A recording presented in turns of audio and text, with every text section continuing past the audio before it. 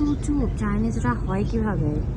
C সাবওয়েতে উঠতে কেউ কোনো কথা বলতেছে না, লাইক যার যখন উঠে পড়তেছে, আর লাইক একদমই নিয়ম মেনটেন করতেছে সব কিছু।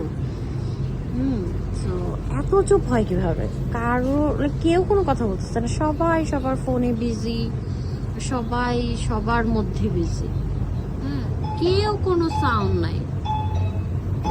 সাবওয়ে জাস্ট কথা বলা যাইতেছে, ওরা কোনো কথা বলতেছে না। তো কিভাবে এরা চুপ থাকে? এরা এত চুপ থাকে দেখেই ওদের ব্রেইন এত বেশি কাজ করে, তাই না?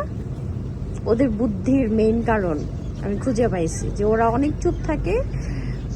যে আছে না, জ্ঞানী লোকের কথা কম, এইরকম একটা ব্যাপার। তাই না? ওরা চুপচাপ থাকে, এই জন্য ওদের ব্রেইনও বেশি। Am I right?